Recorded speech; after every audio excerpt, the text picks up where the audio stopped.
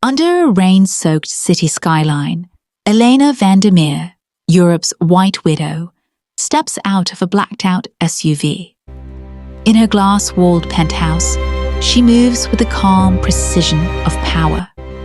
Downstairs, Kemi, the housekeeper, quiet, careful, finishes polishing a table and suddenly she received messages on her phone. She checks her phone. It was money, transferred it home for her niece's fees. Later, that day, when she was in a loan, she stares at a pregnancy test. That was positive. She slides to the floor, silent tears. Kemi whispers, "If I speak, I break my life. If I keep quiet, it breaks me." The next morning, Elena summons her. In the marble bathroom, the air smells of perfume and threat. "You're pregnant," Elena says. "This does not go beyond this room. If it does, there will be consequences for you, for your family." She lays an envelope on the counter. "For prenatal care. Discretion is the interest I pay." Kemi nods, trembling, hides the test in her pocket, and clutches a small cross. The balance of power is set. Silence begins. That evening, the hotel ballroom glitters for Elena's Women's Empowerment Gala. Cameras flash, glasses chime. Kemi moves through the service corridor with trays of champagne. A guest child bumps her arm. A clinic schedule flutters to the floor. On stage, Elena declares, "The greatest power is the power to protect."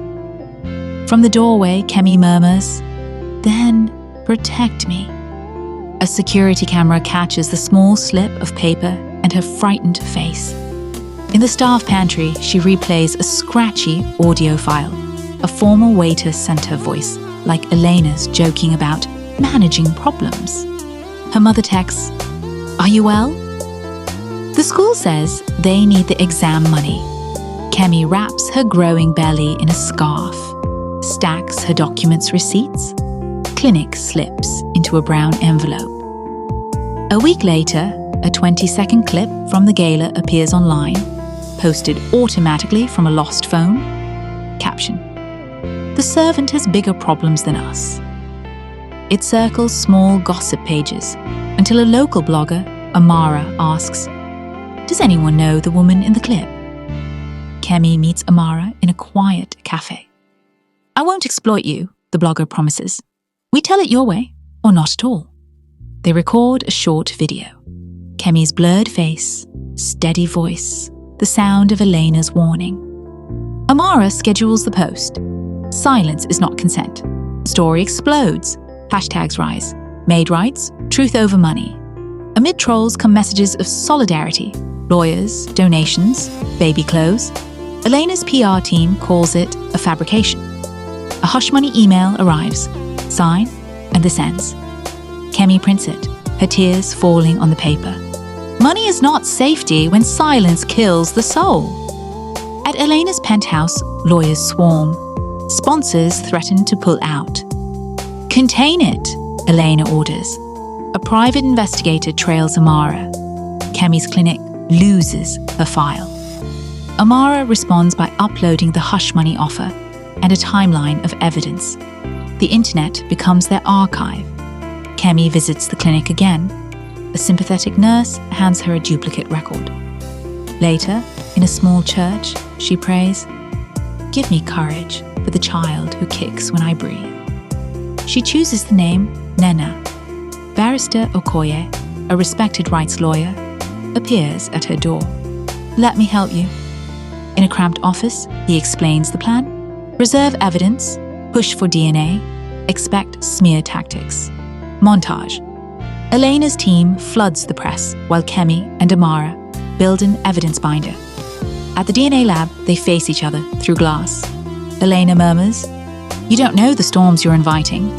Kemi answers, "I've lived in storms. At least this one has truth."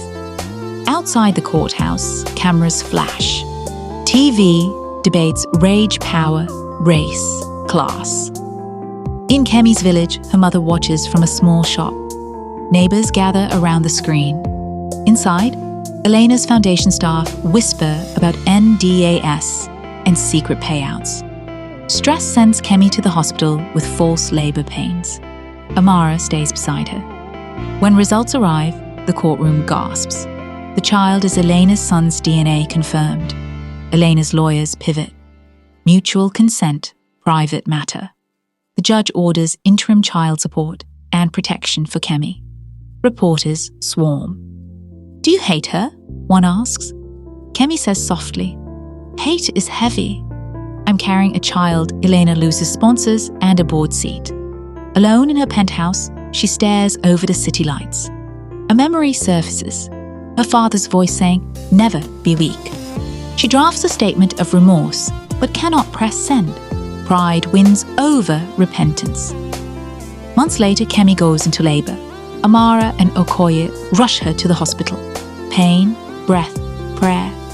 The Nena's cry fills the room. Donations cover the bills. A women's group funds her new venture, a laundry and cleaning service. Elena watches the birth report on a muted TV, then turns away. Kemi rides home at dawn, baby in her arms, light on her face. Back in her coastal village, Kemi opens Nena Clean and Care. She hires women like herself, pays them fairly, adds a small daycare in the corner. A letter arrives. Elena's foundation announces new protections for domestic workers and a whistleblower fund, no names. But everyone understands. Elena, tired and unadorned, signs the policy. She sends a private apology letter to Kemi. Evening. Kemi sits outside her mother's house, Nena humming beside her. Amara films an update, from silence to self-worth. Kemi looks into the camera. "Justice didn't give me back the time I lost. It gave me the future I choose." She smiles. Fade to black. Months passed, and Kemi's small business grew faster than she expected. The women she hired were loyal, grateful, and proud to work for someone who treated them with dignity. The village called her Madam Kemi, half with respect, half with amazement. Every morning, she woke to the smell of sea breeze and the soft hum of the generator outside her shop. She carried Nena on her hip and supervised the washing lines that fluttered like bright flags of survival. When customers asked about her past, she simply smiled and said, "We all have a beginning." But even as life improved, something inside her remained unsettled. She often dreamt of Elena, not the cruel billionaire, but the woman in the mirror after scandal, stripped of her armor, facing the weight of her actions. One afternoon, Kemi received an envelope with no return address. Inside was a plane ticket to Amsterdam, a hotel voucher, and a short note written in elegant, shaking handwriting. "You deserve closure. Please come if you can."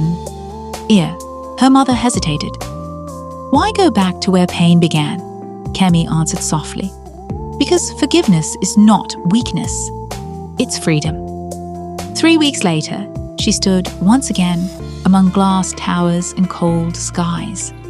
The hotel suite felt sterile, its silence heavy with memory.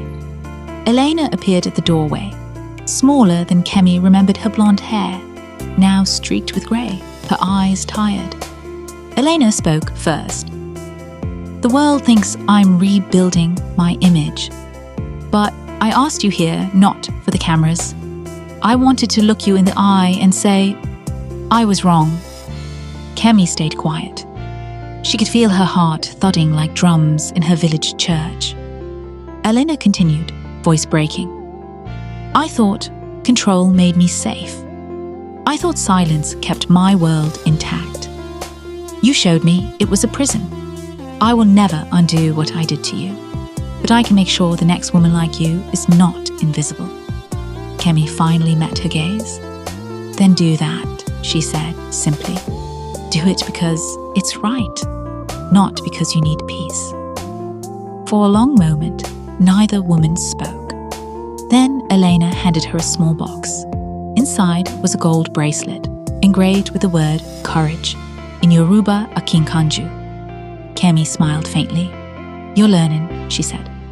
They parted without tears or grand gestures, only quiet understanding. Sometimes healing begins not in forgiveness, but in recognition. Back home, Kemi resumed her work. With funds from a new partnership, she expanded her company into the city. She built a training center for housekeepers, offering them contracts, legal protection, and lessons on financial independence. The walls were painted a soft yellow, Nena's favorite color. At the opening ceremony, Amara filmed her again for a documentary titled "The House That Silence Built." Kemi stood at the podium, her voice calm but strong. "I used to think I was just one woman's mistake. Now I know I was my own beginning. If one voice can change a room, imagine what 100 voices can do."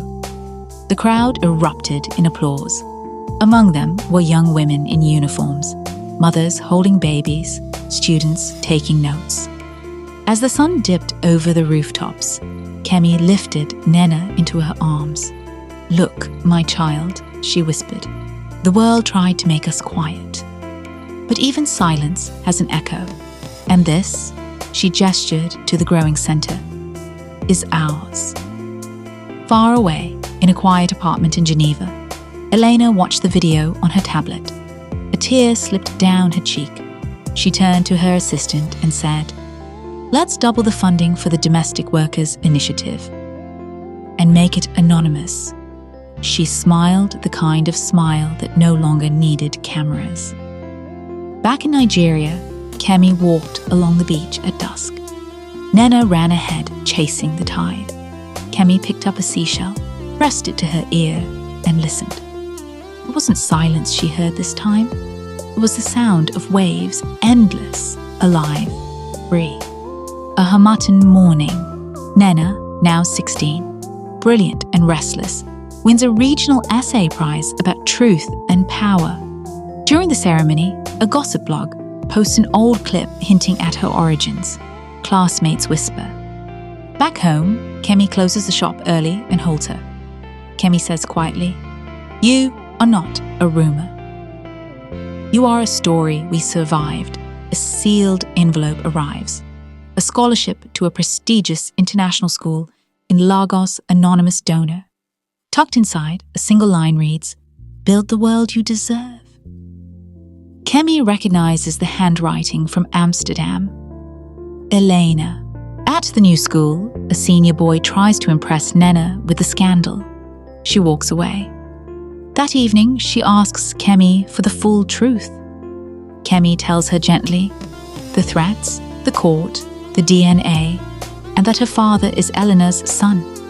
Nena asks, "Does he know me?" Kemi answers, "He knew enough to run." Amara visits to film a follow-up documentary. She asks Nena for an interview. Nena agrees only if the focus is on the workers' training center, not the scandal. Her poise disarms the crew. The internet warms to her for her substance, not her surname.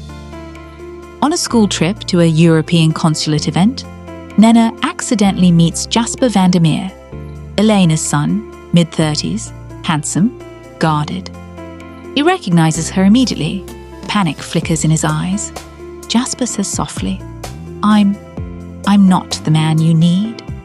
Nena replies, "Maybe you could try being the man I deserve." A video call comes. Elena, visibly ill but steady, asks Kemi if she may meet Nena privately. No media. Kemi hesitates. Nena nods. "She faced you," Nena says. "I can face her." They agree to meet at a quiet seaside lodge. Elena arrives without entourage. She brings a box of old letters she never sent to Kemi, and Nena apologies. Updates on policy reforms, donations made in their names, never claimed publicly. Elena says, "Redemption is not a press release." Nena listens, arms folded, then asks, "Did you love your son more than truth?" Elena's eyes cloud. "I loved my power more than both." Jasper requests a meeting. He arrives late, rehearsed. He tries to explain youthful cowardice, privilege, lawyers. It sounds like excuses. Nena says, "I don't want your money. I want you to be real." He breaks. "I have a son now. I don't want him to learn my silence." A door opens, just a crack. A paparazzo snaps photos of the meetings and sells a story. Billionaire heir meets secret daughter. The internet ignites, trolls swarm. Kemi shields Nena, but Nena steps forward with a short statement. "I am not a scandal. I am a student, a daughter, and a builder. Calm, precise, devastating." Jasper's fiancée, Charlotte, summons courage and asks to meet Kemi and Nena. She's not cruel, she's afraid. Charlotte asks, "What do you want?" Kemi replies, "Safety, respect. A future for our girls that doesn't require a fight to be believed." They draft a private family accord. Regular communication, education trust managed by a neutral foundation, 0 gag orders, 0 headlines. Nena channels the storm into building. She co-authors a curriculum for domestic worker rights with Amara and Barrister Okoye contract basics, emergency numbers, financial literacy, self-advocacy. Pilot programs spread across 3 states. Kemi watches, astonished, as her child becomes the teacher she once needed. A global NGO nominates Nena for a Youth Courage Prize in Geneva. She wants to decline. She dislikes stages. Kemi reminds her, "Sometimes the microphone is a broom, use it to clean."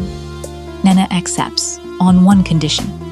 The prize money funds daycare corners for worker co-ops. Elena's health declines.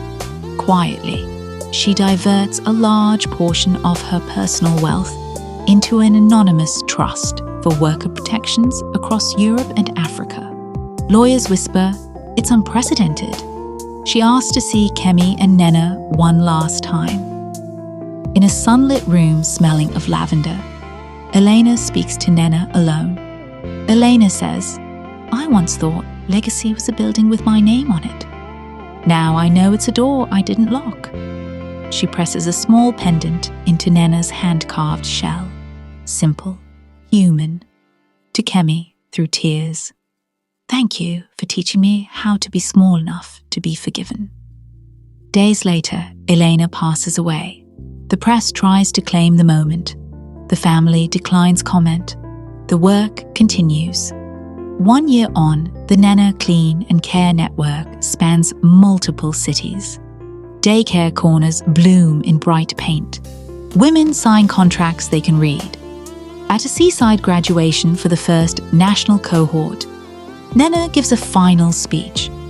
"Power told my mother to be silent. She turned silence into a school. Power told me to be a secret. I became a name." In the crowd, Jasper stands at the back with Charlotte and their little boy. He doesn't approach the stage. He claps until his palms sting. Nena steps down, hugs Kemi, and they walk toward the water as the wind lifts their dresses. Kemi smiles and asks, "What do you hear?" Nena replies, "Not silence, waves and work," she said. "I love you, Mama." Her mother smiled softly. "If not love, then what else? You are the piece of peace God gave me on this earth. I love you more." If you enjoyed this video, please give us a like and don't forget to subscribe for more content.